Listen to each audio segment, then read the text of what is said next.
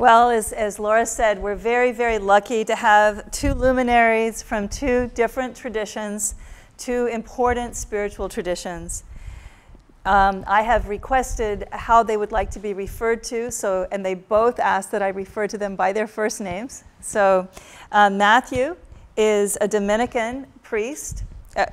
He was a Dominican priest, and he was excommunicated by Pope Ratzenberger.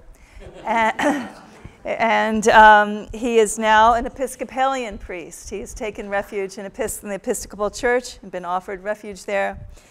And Bob was the first Westerner to be ordained by His Holiness the Dalai Lama in the Tibetan Buddhist tradition.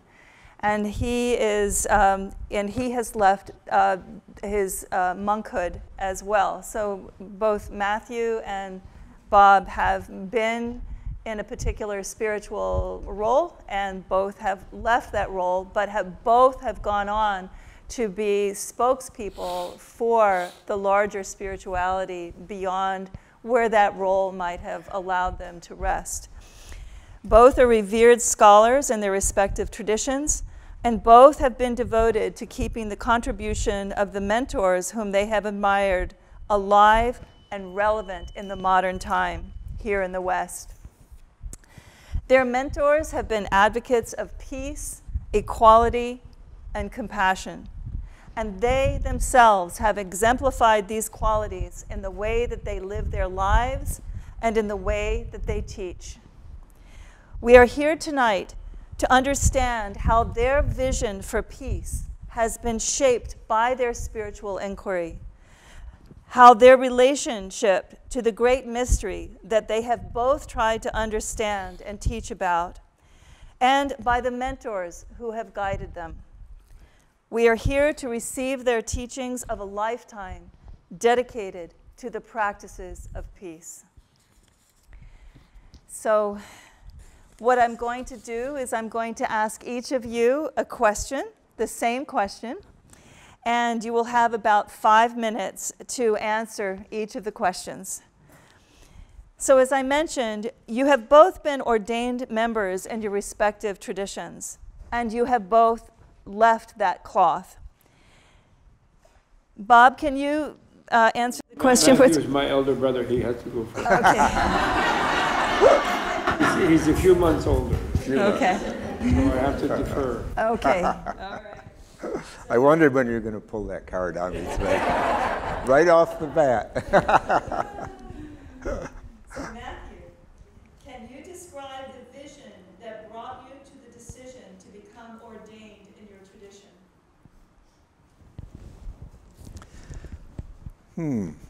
Well, of course, it was a journey. I think an important moment in my life was when I had polio when I was 12 years old. And my father was a football coach at the University of Wisconsin. My older brothers were all state football. And all of a sudden I couldn't walk, and they couldn't tell me if I'd ever get my legs back. So things shifted in my life. And I did get my legs back after about a year. And I did end up playing football and so forth, but with more detachment than my older brothers and my father had. And but the key is that when I got my legs back, I remember saying to the universe, I'll never take my legs for granted again. And I think that's a very mystical statement. One of the running definitions of mysticism for me is not taking for granted. You know, if we didn't take our breath for granted, you know, we might be happier human beings. And if we didn't take good weather for granted, you know, we might do something about climate change before it turns into hurricanes and all the rest. So I think it's a pretty fundamental lesson I learned when I was 12. And it was a lesson of gratitude. Then when I was in high school, I went to public high school in Madison, Wisconsin, where I grew up. I read Tolstoy's War and Peace one summer. And it blew my soul wide open. I told a friend, I don't know what happened to me, but it blew my soul wide open. I wanted to explore what happened to me in reading Tolstoy. Of course, now I have language for it. It was a mystical experience. And that's what really drew me into the monastery, if you will, the Dominican order. That and the fact that as a public high school, all my closest friends were Jewish or agnostic or Protestants. We had all these great philosophical debates.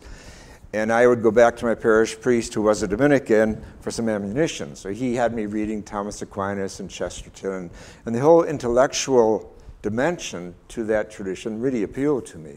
Also, Madison is a state capital and, of course, a big university town, well, like Berkeley, University of Wisconsin. So that was part of it, too. The intellectual side was very important to me. So on graduation, I said, well, I'm going to give this thing a shot, joining the Dominicans. And that's what I did. And I had a powerful experience along the way. I had a lot of mystical experiences, you'd call them now, I guess. And I was advised by a spiritual director to try a hermitage. And I thought that was crazy because I liked people and I liked sports and I liked all this other stuff. But then it really grew on me, it gnawed on me. Make a long story short, I hunted around to find a hermitage on Vancouver Island. And I took a train, I got permission, and the provincial, the head Dominican guy, said, this is crazy, you may never get ordained, but I said I'm going to do it. And so you might say I left the priesthood before I was ordained a priest, and that really left me a much freer human being, I think, because the priesthood was not really that, it wasn't the center of my thing. The center of my thing was the experience. And so that's why I spent this beautiful summer in a colony of hermits in Vancouver Island. And I told myself, I ran on that energy for 25 years. It was just so liberating. And they did ordain me, and so forth. So that's a bit of my story. And I really appreciated the Dominican lineage. It's 700, 800 years old, actually. They celebrated the 800th last year. And I liked some of the wonderful characters in that tradition, including Meister Eckhart, who was condemned by the Pope a week after he died, and then Thomas Aquinas, who's condemned by 3 bishops the year he died. And so, you know, and then some wonderful 20th century characters who very much influenced me. So, and that tradition is active and contemplative, and it's best at its best. And it has an intellectual dimension and the contemplative mystical dimension. So all that appealed to me. When things went downhill between me and the papacy, the Dutch Dominicans supported me very strongly. They were wonderful. They offered me religious asylum, become a Dutch Dominican. And they said, we've been protecting theologians for 700 years against the Vatican. We know how to do it. The Americans don't know how to do it. You're too young. So I thought it was a deal. We had it worked out. They gave me a formal invitation. I took it to my Chicago provincial and said, here's a win-win-win. You guys get rid of me. I'm no longer trouble for you. And the Dutch will take care of me. And my provincial, who was 10 years younger than me, slammed his fist and said, I don't want you in any province in the world. And the rules are that you have to get permission from your province to go into another province. So that was the death of that. So anyway, that's kind of how that came about. But those are some of the influences on my vocation, if you will. And of course, it's kind of like Brer Rabbit in the briar patch, you know, being thrown out of the Catholic Church under those previous 2 popes was really a compliment, which I try to take lightly. And I've tried to remain humble about it. But also it was giving me wings to be, well, as someone alluded to, both of us have been living in a bigger world than if I had been contained by that tradition, even though I learned a lot from it. So I feel very blessed. But I love the line from Joe Campbell, none of us lives the life we had intended. So I didn't have a whole agenda about what it meant to become a priest or even become a Dominican, but I tried to play it with some depth and commitment and integrity along the way. And who would have guessed I would have ended up where I am today, sitting next to a man whom I admire so much. I I think what Arnold Toynbee, the historian, said. He said, the greatest event of the 20th century will be the coming together of Buddhism and Christianity. So here we are, sitting side by side in Berkeley, California. So Bob, can you answer that question as well? Can you describe the vision that brought you to the decision to become ordained in your tradition? Well, I don't, it was a little different for me because I didn't grow up in any kind of tradition like that. And I was supposed to be a WASP, I suppose. But although my father actually really liked Francois Mauriac and Francis of Assisi, although he was a Protestant lineage. But he didn't go to church in general, but he had a kind of mystical thing. He translated from French the Les Petites Fleurs of Francois Mauriac, the life of St. Francis. And so he had that, so when I took off to go do Buddhism in India, he protected me from others who would wanted to lock me up. And but otherwise we were sort of not really church going much, you know. Although I did sing in a choir. I had a good soprano voice actually as a child. Anyway, so I grew up in Manhattan. I went to a British type of school called St. Bernard's, and then to Phillips Exeter and so on. And then I didn't fit into it too well. I always had a feeling of being like a stranger in a strange land in America. I thought people were kind of hysterical. And I was a middle son, and you know, my family had a lot of theatrics in their goings on, and I used to be kind of above it all. And I was the peacemaker actually in them, and they would stop their sort of family rows when I would say I'm leaving home when I was quite little, you know. So that was good, and I have a memory of having a kind of stressful childhood. But my wife points out, in many pictures that are left over, I'm always smiling and everybody else looks grumpy. So maybe I was irritating them. I think I had a big mouth and I might have been irritating them. So anyway, what happened to me was I left Exeter. I never graduated from prep school because in the spring of my senior year, having already been admitted to Harvard as a sophomore actually, with advanced standing in those days you could do that. And but I ran away to join Fidel Castro's revolutionary army in Cuba. But luckily for me, they didn't accept my recruitment. And I was 6'3" and I weighed like 150 pounds. And my friend, the Mexican friend who we went together, he was 5'3" and weighed 170 pounds. And so when they saw us, the recruiters, they said, "Oh, Don Quixote and Sancho Panza." They said, "How wonderful!" You know, but actually, that blonde head of yours will be blown off in 5 minutes, and that's not going to be much help to us. So I was very lucky because some Americans who were more serious, like mercenaries or something, they all got killed later. You know, who joined after Bay of Pigs. Castro thought they were all CIA or something, killed all of them. So I was lucky. But then my the admission guy at Harvard made me wait a year to go to school, and then he said, you have to get a high school diploma and keep a steady job or join the army, and then you can matriculate. Because I'd never been admitted with a scholarship, actually, a National Merit Scholarship. And then I didn't do any such thing in that year. I went to live in Mexico. And when I came back, he said, "Did you get a high school diploma?" "No." "Did you take a job?" "No." "Well, what?" Then he looked at me and he said, "Well, you're a sophomore, you could come in anyway. If we don't let you in, you'll probably go to waste," he said.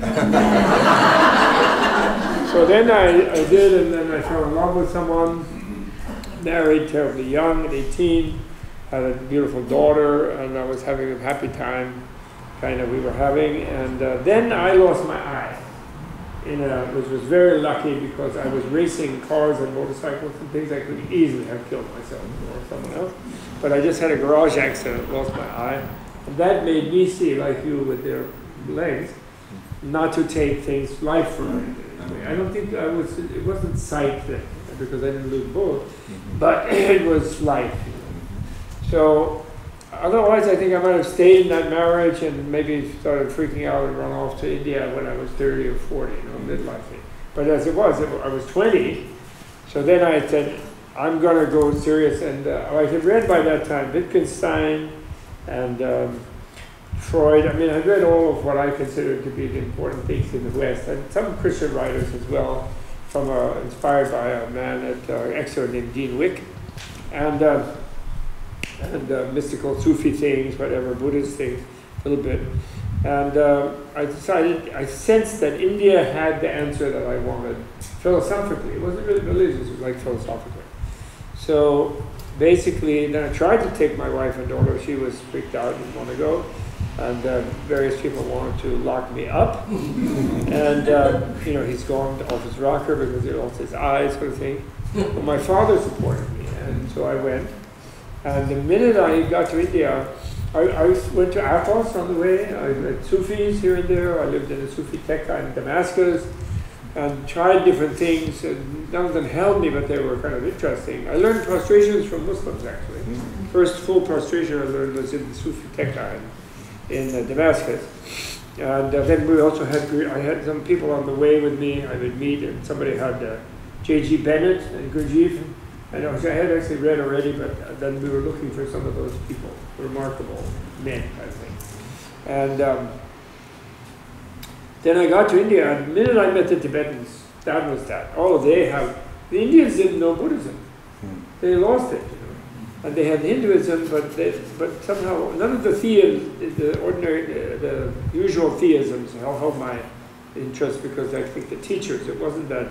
I didn't meet Pete Griffiths or some of these extraordinary people, but I just met regular ones. And they were, some of them, pretty extraordinary, but I just didn't feel they had what I wanted. So when I met the Tibetans, although I didn't meet at that time in India any fantastic teacher, I did hear the Dalai Lama in a large public thing, but he was quite young. And at that time, he was only, I forgot, like 24 or 5, 6, 26 maybe. I first met him, and so I didn't feel he also was going to be my teacher, but I liked him a lot. And the Tibetan thing I really wanted to do, so I took a job there, and I was about to start that job, and my father died in New York, and my mother made me come back, but I had a round trip ticket back to Delhi. I wasn't going back into American culture at all. And but then when I was in New York, I met this elderly Mongolian man called who lived in New Jersey. So a New Yorker goes all the way to India to find a girl. I go see this guy in New Jersey thinking maybe he wants me to take a message to a friend in India or something, because I was going back. And 3 days before my flight, I went and saw him. The minute I saw him, that was Thomas. I met Thomas Aquinas, or I met Thomas Burton, whatever, my guy. He was 61 at that time, 62. And he, of course, he said, "Oh, that's silly. You want to attain enlightenment? That's a difficult path. You're dressed like there were no hippies in those days, so he didn't say hippie. He said, you're dressed like an Afghani fakir." Because I was not Americanized. And he said, you couldn't even come from New York to New Jersey if your friend hadn't driven you without getting arrested. So you can't travel a path, so how can you travel this difficult path? And he was not accepting, but then we made a deal. I would teach English to his lamas, and he would teach me Tibetan language and the Dharma. And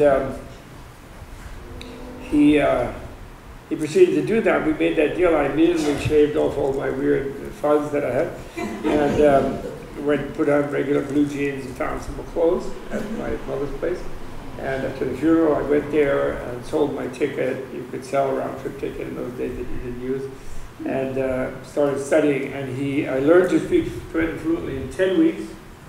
I was arguing with the other geishis and lamas and annoying them in 10 weeks. And every word and every verse from Nagarjuna's book that he read to me, the basis of learning the language, just sort of seared into my soul, you can say. Although I was misinterpreting Buddhism at the time, I thought you didn't have a soul, so I don't know what it was seared into. But that's wrong. Of course you have a soul. And that's what gets, it's just not fixed, it changes. And so that was it. And I never thought necessarily of being ordained. The reason I wanted to be a monk is America is a no free lunch culture. And when you get to be a Buddhist monk, you get a free lunch. So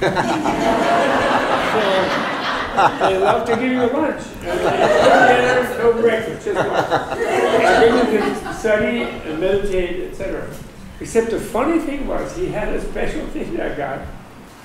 he was clairvoyant for sure, because he knew what was going on in your mind. And at 3 in the morning, I'd be meditating, and he would come and interrupt me. And when we got to the verses on meditation, he said, "You don't need that." He would go on to the next thing, the wisdom side. And he kept preventing me from meditating. And I was like, what is this Buddhism? Am I supposed to meditate? No, you don't need to do that. And even, come have some yogurt. Why don't you sleep? What's the matter with you? And I was very, very irritated. Because I had a quick facility to meditate. And I had already meditated in other things, with yoga and whatever. And I would sort of leave the body. Something about previous life, I would have an affinity, and I would take off.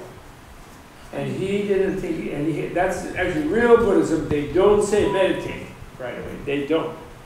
Because if you meditate based on being ignorant of everything, with your ignorant egotism, then you'll do like we've had a few meditation teachers we've noticed lately, and in ancient time, plenty of them. They meditate for many years, and then they jump up at the end of that and they say, "Eureka, I'm the greatest." And they become even more egotistical. And they get more isolated and alienated from everybody because they want everybody to worship them. And it's terrible. And then they exploit people, they behave badly. It's terrible. So actually in Buddhism, there's 3 levels of wisdom. Wisdom based of learning, wisdom based of critical reflection, and finally there's a kind of meditating. If you have a basic focus on wisdom and compassion, selflessness and of the 2 kinds, both the wise type and the compassionate type. Right. So then I wanted to be a monk, and he said, "No, you're not going to be a monk." "Yes, I know you want to be a monk. I know you're sincerely want to be a monk. It's not just fooling around. I know you want to do that. But your destiny is different. You're not going to be a monk in the long run. And in Buddhism, it's embarrassing to quit. So don't formally do it. Just live like it. Don't do it." And I kept bugging all the time. "I want to be a monk." So finally he says one day, "Well, I have to go to India and take some money and some provisions to some old Mongolians who the Tibetans don't take care of particularly, and the Indians regard them oddly because some of them come from Russia. And so I'll drop you off with the Dalai Lama. Maybe he'll make you a monk." Then when he brought me to the Dalai Lama, the first thing he told the Dalai Lama is, "Well, this American boy is really smart. He speaks Tibetan really well. He's very sincere, a little arrogant and crazy, but he wants to be a monk. So I'm going to leave him with you, Your Holiness, but you know what? Don't make him a monk." And then the Dalai Lama was like, "Oh." And then we started talking, and of course we immediately hit it off. And then he took another 8 months of examining me, kind of to check my sincerity. But he said, the Geshe-la said I was sincere. I wasn't faking wanting to be a monk, but I was not going to long run be a monk. But Dalai Lama didn't really, at that time, didn't know the West and know the world. And there was no Buddhist monasteries in America at that time. And there still are hardly any. And so he finally did, because we just became such buddies. He thought, well, that's nice. We'll be like, he'll be a monk and he'll be here. And we'll have he'll be my Western monk. We'll talk about Freud, and he was very interested in how you make nuclear weapons and how atoms dissolve. And he was very scientific and things like that. And so that's why I got to be a monk, formally, after living 2 or 3 years as a monk. And then the other guy was right. But then you were going to ask that question, so I won't go into that. But I didn't laugh. I didn't laugh. It wasn't that I felt confined as a monk. I was happy to be a monk, but I kind of realized this in short, at some point, that I couldn't go further than I had in isolation in a certain way, that I needed to interact with other beings to cultivate the compassion side. Sort of learning and memorizing things and meditating, and I wasn't going to get too much further. It wasn't my mission in this life. Sort of like that was that. I wasn't really missing dates on Saturday night. I had been married. And there's an inner kind of eros from meditating, as you know, I've been a hermit. And so I wasn't missing that in a certain way, the problems of that in the family life. But I just realized I had to do, and civil rights, Vietnam War, all my peers, in America, and also no monastery really, except no American monastery. There was Tibetan monastery, Mongolian one, but no place to really nurture you. You have to be with other monks, kind of, to sort of have that culture. So that's what happened. That was the story. And I still didn't get to meditate. And I hardly did. And I'm so grateful that he stopped me doing that. Because if you're ignorant and you meditate a lot, then you get a little dull-minded. You can. And then that sort of incisive, analytic investigation about the self and about the deeper inner parts, recesses of the mind, you just don't bother with it. You feel it's too tiresome. You just want to stay calm and empty-headed. That happens to me. No, I hear you. You might say it's too much right brain and not enough left brain. Something like that. It's like the kind of the cry of enlightenment that you can hear from people who meditate too much in the wrong way is done. Well, Merton talked about that too. There are a lot of dumb people in the monastery. Okay, anyway, that was one too thing long. I loved about Merton. I'm glad He read a lot. What did he say? He read a lot. He said there are a lot of dumb people in the monastery. But they seem to be happy, but they're awfully I know. Well, they're sort of happy, but then later, I met some, the people who swallowed the message of, no mind and no thought, and this and all you have to do is just not think, and the tranquilizing teaching of that. And then they get a little bit older, and it's like they're good at sweeping and doing this and that, and then they feel like they're missing something. And then at that point, it's like too much trouble. And it's not, according to my Tibetan Lama teacher friends, the teachers who have mistaught them like that have a grave responsibility. Definitely, yeah. Well, Merton addresses that specifically. He says, you don't let go of something if you don't know it. Yeah. So to teach people to let go when they don't even have something going for them yet. And so, and he brings that up, especially in the context of art. And, he says that being a monk is not about cutting yourself off from symbols and metaphors and art and the rest. But he's very conscious of that. The one thing I love about him is he kept reading, and he had all these relationships with writers and Latin American poets and correspondence with Henry Miller and all this going on. He was constantly bringing his left brain alive while he was also developing a meditation. And then for years when I was teaching, maybe I'm jumping ahead of your question. No, well, let me officially ask it. You both. Brother first. Okay, you both kind of addressed this, but you maybe want to formally address it. Can you describe the vision that brought you to the decision to leave your tradition? Well, here we're different. He chose to leave. I was expelled. But it was a matter of conscience that I refused to. You even left before you were ordained. Well, that's true. I did say that. I left before I was ordained. Thanks for listening so well. I forgot. He knows me better than I do. But that's true. In one way, I left before I was ordained. But I ran into trouble because, I came of age like you did during the Vietnam War and so forth, but also during the Second Vatican Council. And the Catholic Church underwent this big thing thanks to Pope John XXIII.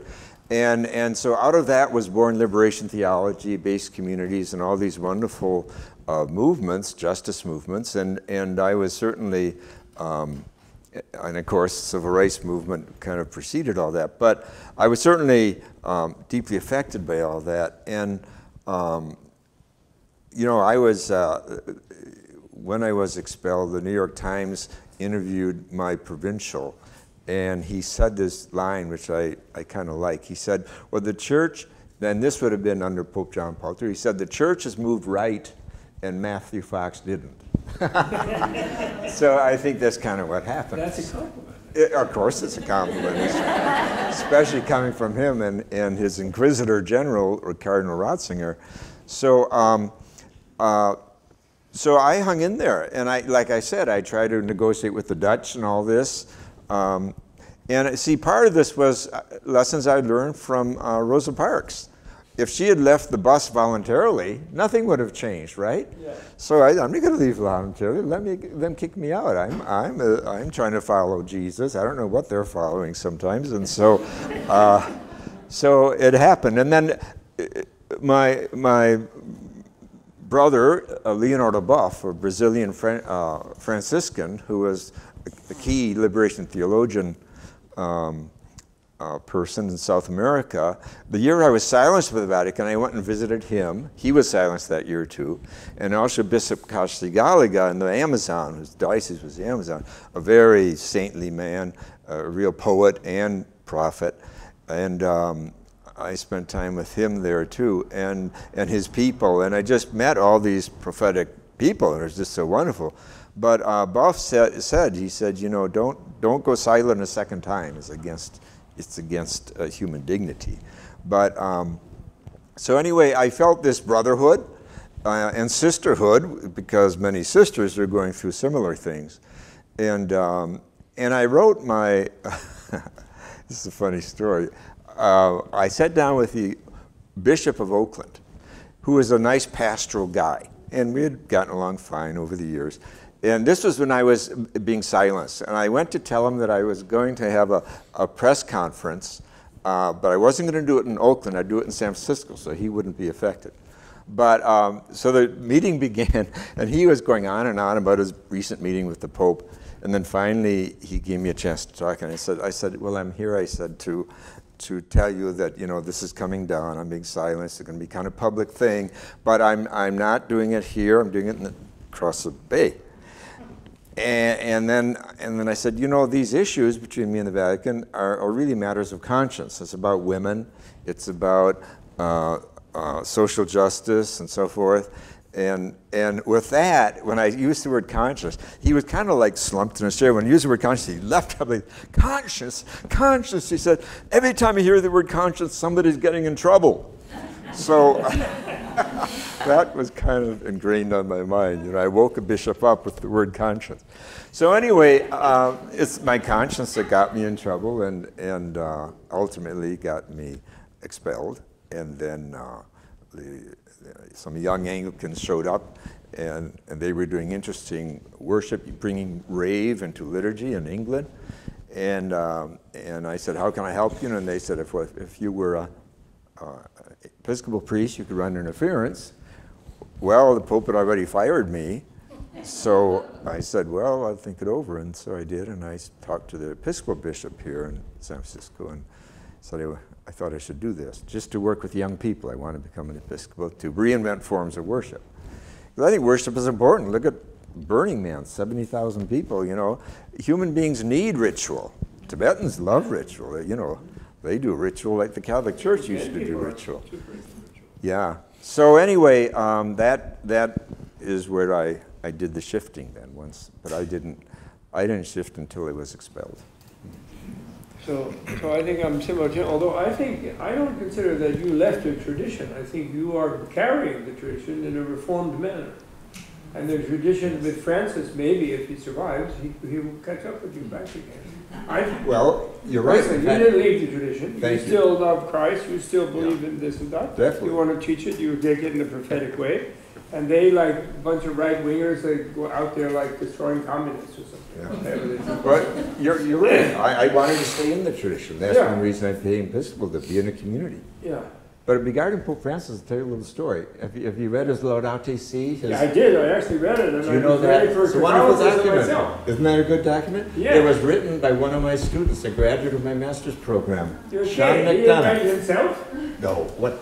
But he's smart enough to hire Sean McDonough. He's an Irish missionary in the Philippines. And when he graduated from our master's program here in Oakland, he went back and started writing small books on ecology and spirituality. So not only did you not leave the tradition, you were the heart of the tradition then. Well, it took a while because two popes called my work, quote, dangerous and deviant.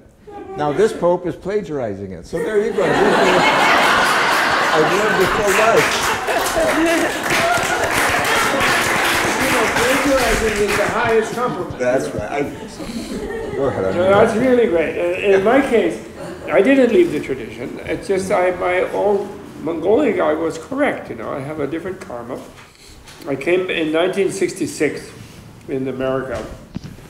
There was no Buddhist monastery. We didn't even have like Hare Krishna guys in the airport yet. And you know, my daughter later said about me, look, with my red Tibetan robes and shaved head, she said, "Oh, Daddy looked like Henry Miller in drag."